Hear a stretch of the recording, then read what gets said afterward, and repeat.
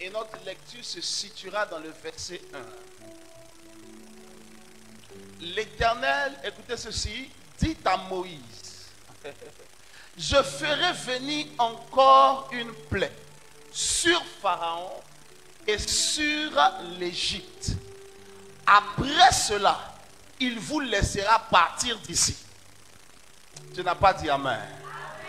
Il dit après cela, il vous laissera partir d'ici. Lorsqu'il vous laissera tout à fait aller, regardez ce qu'il dit, il vous chassera même d'ici. Je suis venu annoncer à quelqu'un prophétiquement ce matin. Même tes ennemis vont te chasser dans ta bénédiction. Quelqu'un n'a pas dit amen afin que je commence à prêcher. Assieds-toi. Je suis venu te parler ce matin d'un message intitulé le mystère de la 10e plaie. Quelqu'un dit à moi le mystère de la 10e plaie. Le peuple d'Israël pendant 400 ans avait été retenu en esclavage dans la nation égyptienne. Voyez-vous, plusieurs générations se sont succédées. Ils n'avaient rien connu d'autre que l'esclavage.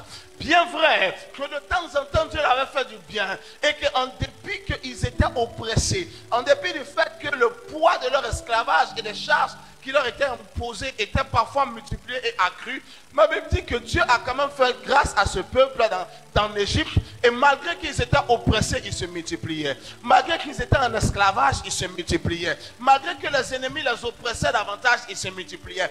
Ainsi donc, même au milieu de l'oppression de tes ennemis, il y a une multiplication que Dieu peut t'accorder.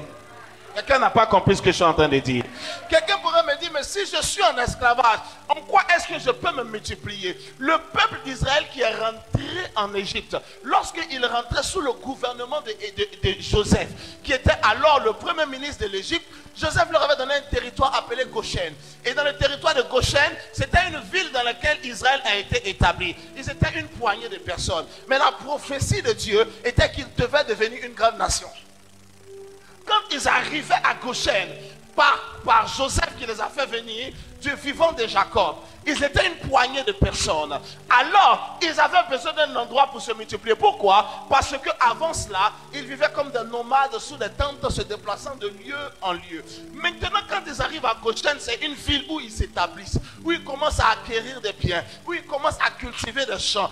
Alors, étant dans un cadre où ils étaient stables et statiques, ils ont commencé à pouvoir croître. La population a commencé à s'agrandir. Bien vrai qu'après le gouvernement de Joseph en Égypte, le Pharaon qui est venu a commencé à les oppresser. Pourquoi? Parce que la Bible dit qu'ils ont commencé à avoir peur. Parce que Israël était devenu nombreux. Ils étaient venus comme une poignée de personnes. Mais au bout de quelques années, ils étaient devenus nombreux. Si bien que le Pharaon nouveau qui est monté sur le trône a dit, ce peuple risque de s'allier à nos ennemis pour nous gouverner. Parce que maintenant, ils sont plus nombreux que nous dans le territoire. Alors on va les rendre esclaves. Donc la raison de leur esclavage, ce n'est pas parce qu'ils avaient un problème avec personne. La raison qu'on les a attaqués pour en faire esclaves, ce n'est pas parce qu'ils avaient entrepris quelque chose de négatif contre l'Égypte, mais la peur de l'Égypte face à la destinée d'Israël a fait qu'elle les a maintenus dans l'esclavage. En d'autres termes, l'adversité imposée par le diable est à cause de la destinée qu'il voit rayonner dans ta vie. Alléluia. La peur que tu domines, la peur que tu règnes, la peur que tu deviennes puissant, emmène les gens à commencer à faire n'importe quoi contre toi. Emmène des gens qui étaient des amis à devenir des ennemis. Emmène des gens qui t'appréciaient à commencer à te détester. Pourquoi? Tu te regardes, tu dis, mais moi-même j'ai quoi? Tu te regardes, tu dis, mais moi-même je n'ai rien. Mais quand eux ils te regardent, ils voient ton futur. Oh, oh. Quand eux ils te regardent, ils savent que cette fille-là, c'est vrai, on la voit marcher ici. Mais quand on la regarde, on sent qu'elle va partir loin. Alléluia. Si on la laisse comme ça, elle va nous dépasser. Si on ne met pas les bâtons dans les roues, bientôt elle va nous commander.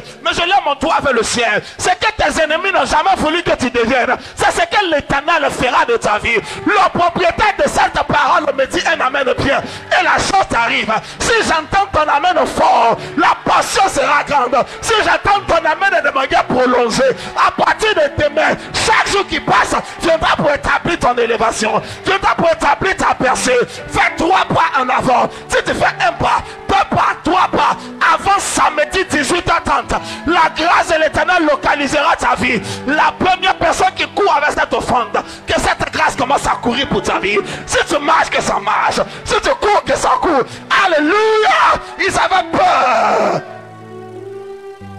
Aïe, aïe, aïe, aïe, aïe, aïe, aïe, aïe. Ils avaient peur. Le mystère de la 10e plaie. Ils avaient peur. Il dit, si on ne les attaque pas aujourd'hui, ils vont nous dominer demain. Si on les laisse se multiplier, ils vont nous dominer. Mais plus on les oppressait, plus ils se multipliaient. Plus on les soumettait à des charges et à des fardeaux, plus ils se multipliaient. J'aimerais dire, pour tous les larmes que tu as versées, je vais multiplier ta portion au nom de Jésus. Pour toutes les douleurs qui ont été imposées à ta vie, je vais multiplier ta portion au nom de Jésus. On les a stressés, Dieu les a multipliés. Partout où on t'a attaqué, que l'Éternel te multiplie au nom de Jésus. Si on a attaqué tes finances, que l'Éternel multiplie tes finances au nom de Jésus. Si on a attaqué tes affaires, que l'Éternel multiplie tes affaires au nom de Jésus. Le propriétaire de sa parole est quelque part là-bas. Tout le monde t'en amène fort. Assieds-toi, je ne suis qu'en train de commencer le message.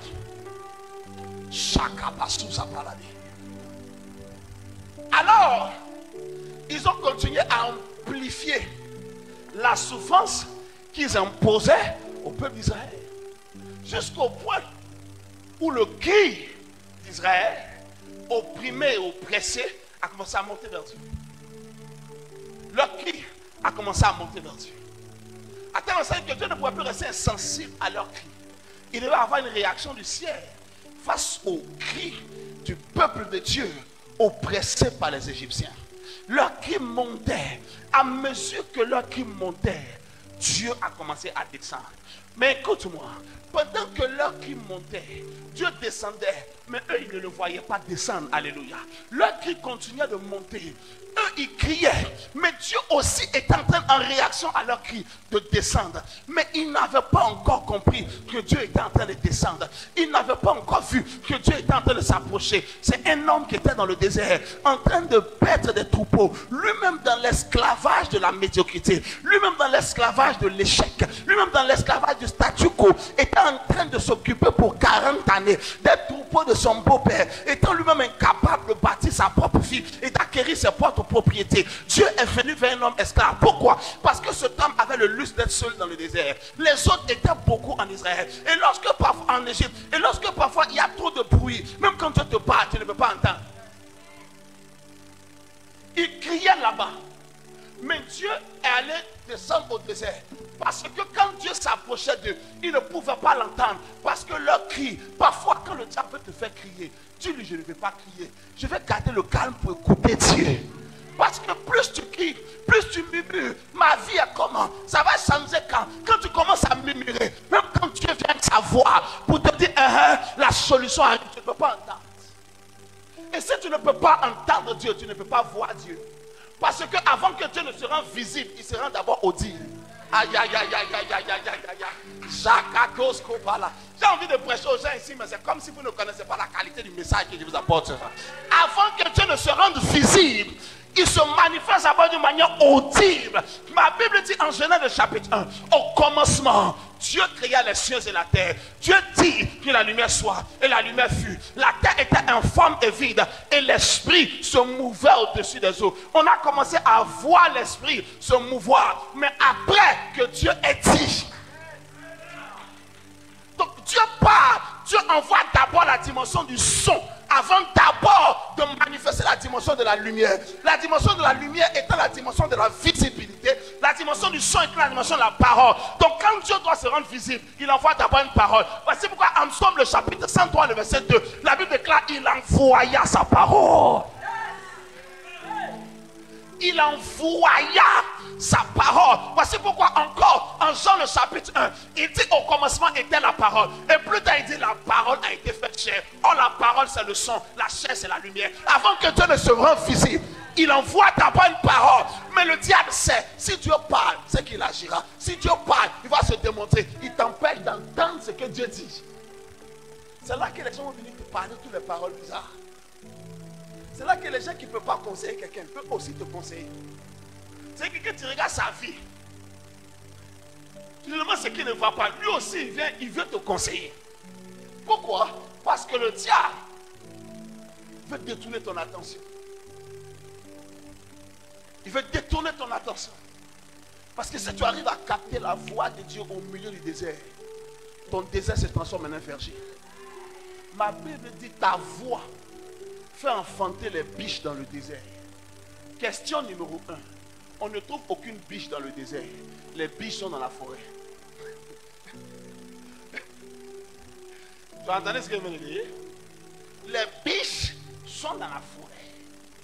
David dit ta voix fait enfanter les biches dans le désert. La biche normalement ne vit pas dans le désert. Ce n'est pas le cadre propice à son épanouissement. La biche est dans la forêt. Et même parfois la forêt dense, la forêt tropicale, la forêt luxuriante. C'est là-bas que la biche réside. Elle se comprend. Et donc c'est là-bas où elle réside qu'elle peut éventuellement enfanter. Mais David dit, la biche qui ne vit pas dans le désert, tu peux la faire vivre dans le désert au point qu'elle soit tellement à l'aise pour pouvoir accoucher là où elle ne peut pas vivre. Mais par quel moyen? Par ta voix. La Bible dit ta voix fait bondir les montagnes comme des chevaux. Quand Dieu veut te secourir, c'est sa voix, c'est sa parole. Le diable vient agiter ton esprit. Il met des pensées dans ta tête. Tu es assis, de mauvaises pensées sont dans ta tête. Cette histoire de Dieu là même, c'est qu'elle a fait. Cette histoire est compliquée. Il te met toute espèce de pensée tortue. Il t'amène à maudire Dieu. Il t'amène à maudire l'homme de Dieu. Il t'amène à détester ce que tu es en train de faire. Il t'amène à avoir des pensées de dépression, de tout ce que tu veux. Pourquoi? Parce que quand tes pensées sont accablées, quand ta tête est agitée par toute espèce d'interrogation, tu ne peux pas entendre la voix de Dieu. Car la Bible déclare que quand Dieu parle, la création fait silence. Tu ne peux donc pas percevoir le son de la divinité qui veut affecter des réalités afin de les transformer en un témoignage glorieux. Voici pourquoi, bien aimé frère, apprends à l'écouter. Quand l'argent te dit tu n'as rien, tu es fauché, écoute ce que Dieu a dit. Quand la société te montre que tu es en retard, tes camarades sont devant, écoute ce que Dieu a dit.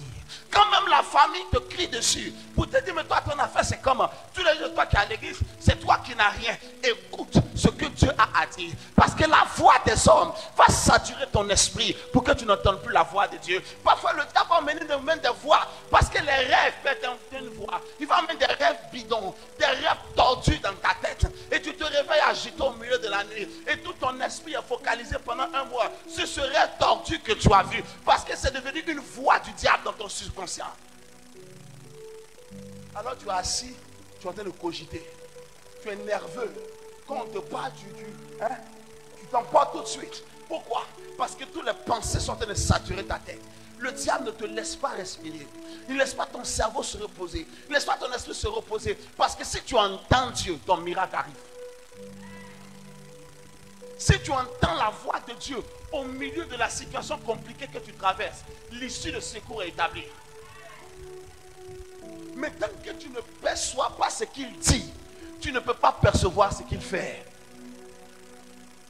Donc la première chose, quand tu cries, Dieu veut te répondre. Le diable ne te répond. Quand tu cries à quelqu'un, il faut te taire, il va te répondre. Tu m'as parlé, non? Laisse que je t'explique maintenant la raison. Laisse que maintenant je puisse me dire, au moins m'exprimer. Non. Tu cries, tu pleures, tu te plains. C'est quelle histoire? C'est quel foyer Dieu m'a mis? C'est quelle affaire? Dieu, tu savais que c'était comme ça. Tu devais me mettre. Quand tu as fini, tais-toi. Cherche à l'écouter. Les limites de ton humanité peuvent t'emmener à t'agiter. Mais après, calme-toi un peu. Laisse ta tête au repos.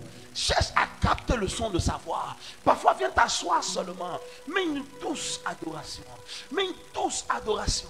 Une petite mélodie.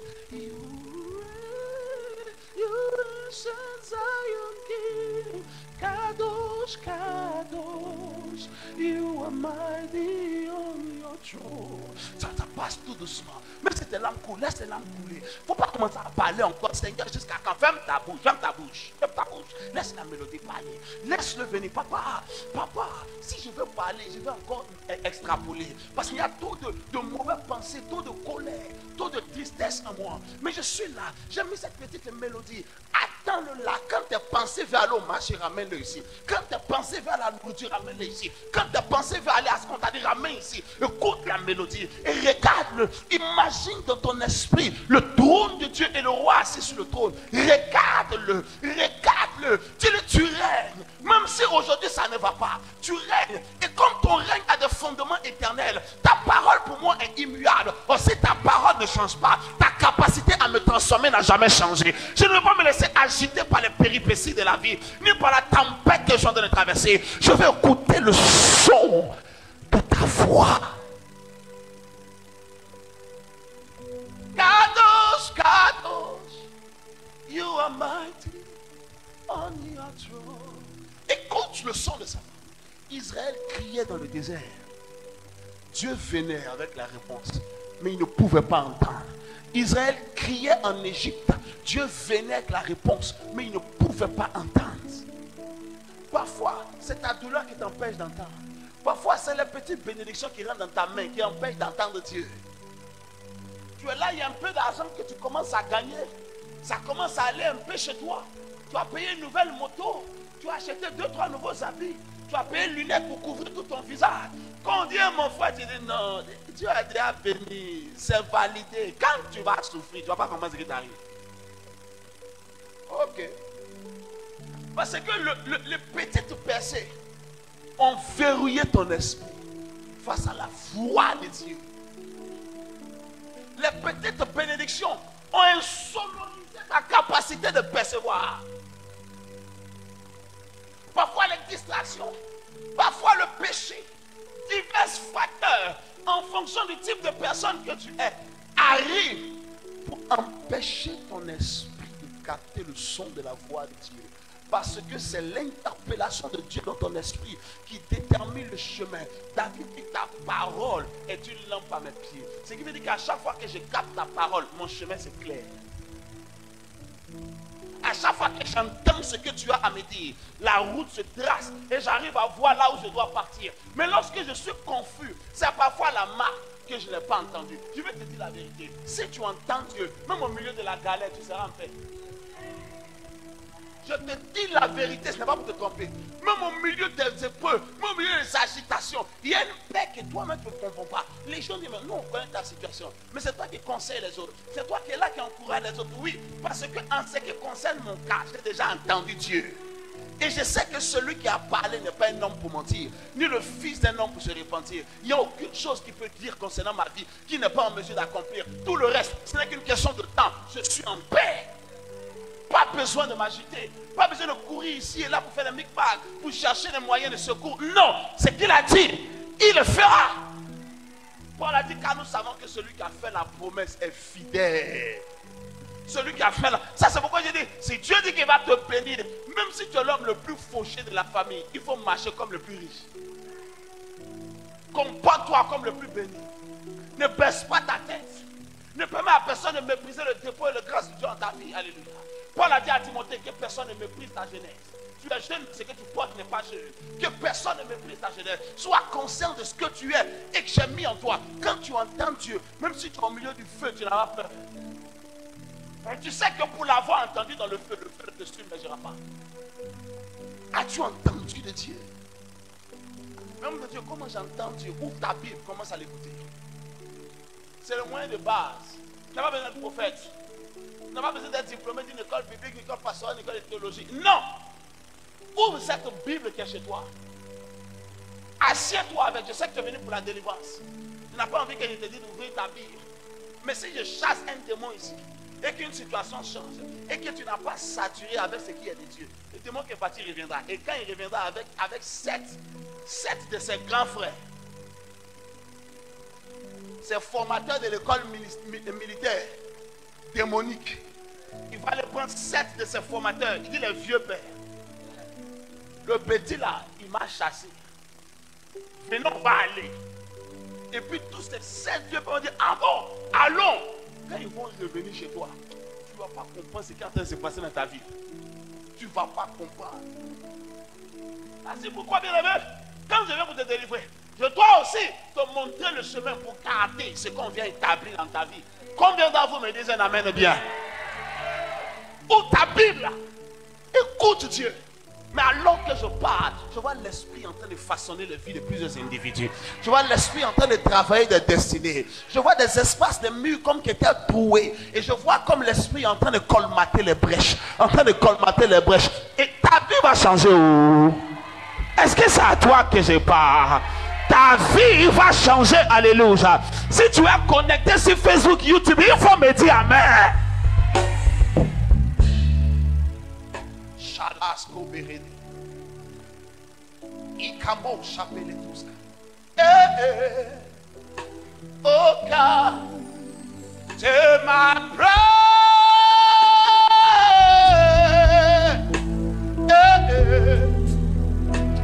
Au cas. Quand Dieu a été entendu par l'homme dans le désert, comme il était hors du territoire d'Égypte, comme il avait entendu Dieu, même pas pour lui, il avait entendu Dieu pour sa génération. Il avait il avait entendu Dieu pour son peuple. Le peuple criait, mais Dieu est venu parler à un homme. Une nation de 2 millions de personnes criaient à Dieu, mais Dieu est venu parler à une personne. Et la parole que Dieu a donnée à une personne était la libération pour les 2 millions de personnes. Regarde-moi, tu ne ressembles à rien, mais Dieu a mis en toi la solution pour ton village. Dieu a mis en toi la solution pour ta famille. Ton père qui s'est saigné, qui s'est fatigué pour vous aider, c'est toi qui vas essuyer ses larmes. Tes frères qui n'arrivent pas à monter, c'est toi qui vas ouvrir les portes des nations pour eux. C'est toi qui vas aider tes frères à aller aux États-Unis. C'est toi qui vas aider tes soeurs à aller à Paris. C'est toi qui vas célébrer, financer le mariage de tes petits frères, de tes grands frères. Écoute-moi, il a mis en toi ce qu'il faut pour ta nation. Je n'ai pas entendu ton amen.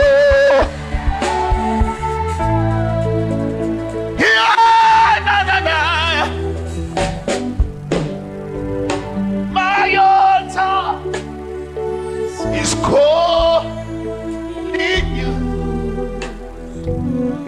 Si à quelqu'un c'est de moi, il est en train de parler. Faut dire à ton voisin, mon ami, papa est en train de parler de moi. Même si je dépose mon micro maintenant et je sors de cette salle, ta vie ne peut plus jamais rester la main. Parce que tu as entendu Dieu ce matin. Parce que Dieu est en train de te parler ce matin. Et lorsque Dieu parle, même tes ennemis sont obligés de faire silence. Même si je dépose le micro, il n'est pas prié pour quelqu'un, je sors. C'est suffisant pour que ta vie commence à changer. Le premier pas que tu poses hors de cette salle aujourd'hui, tu vas commencer à voir les étoiles briller sur ta tête dans le ciel. Tu vas commencer à voir les hommes se lever et se tenir à tes côtés. J'entends ton amen fort et la chose est en train d'arriver.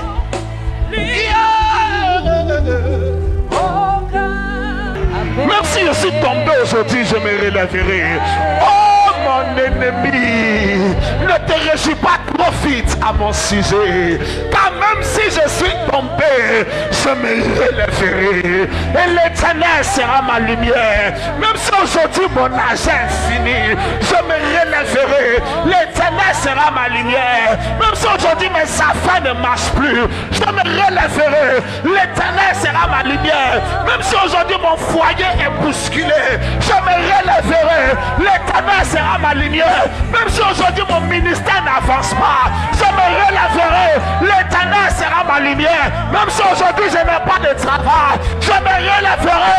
L'Éternel sera ma lumière.